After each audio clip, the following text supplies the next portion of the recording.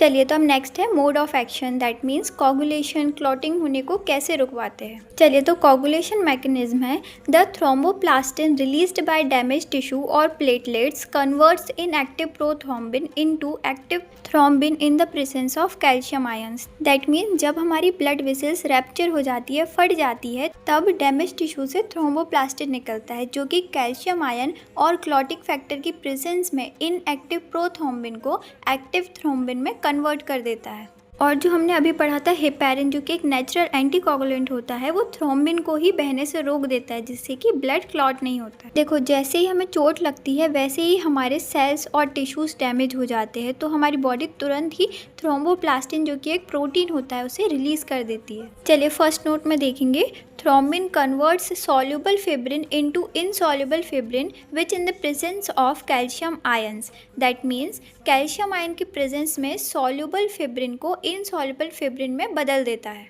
देखो अब ये एक्टिव कैसे होता है, हमारे ब्लड में पहले से ही प्रोथ्रोम्बिन नाम का प्रोटीन सोया हुआ होता है जिसे थ्रोम्बोप्लास्टिन और कैल्शियम आयन मिलकर एक्टिव कर देते हैं जिससे कि वो थ्रोम्बिन में कन्वर्ट हो जाता है। चलिए अब नेक्स्ट है, since calcium ions are not available in blood is prevented from clotting, that means blood को क्लॉट होने के लिए कैल्शियम ज़रूरी होता है, और यदि बॉडी में कैल्शियम आयंस प्रेजेंट नहीं होंगे तो ब्लड भी क्लॉट नहीं होगा और ब्लीडिंग भी बंद नहीं होगी। चलो तो अब लास्ट नोट में है, heparin however act as a natural anticoagulant and preventing formation of thrombin and blood clotting. Heparin जो कि एक नेचुरल एंटीकोगुलेंट की तरह वर्क करता है, माने ब्लड को क्लॉट होने से रोकता है, ये थ्रोम्बिन को बनने से भी रोकता है जिससे कि ब्लड क्लॉटिंग नहीं होती है क्योंकि थ्रोम्बिन एक क्लॉटिंग फैक्टर है। सो आई होप आपको समझ में आ रहा होगा, बट जैसे जैसे हमारा सिलेबस आगे बढ़ रहा है चीज़ें थोड़ी सी कॉम्प्लिकेटेड होती जा रही है, बट आई बिलीव कि यदि आप चीज़ों को समझ लेंगे, टॉपिक को समझ लेंगे, तो ये आपके लिए भी उतना ही ईजी होगा जितना मेरे लिए है।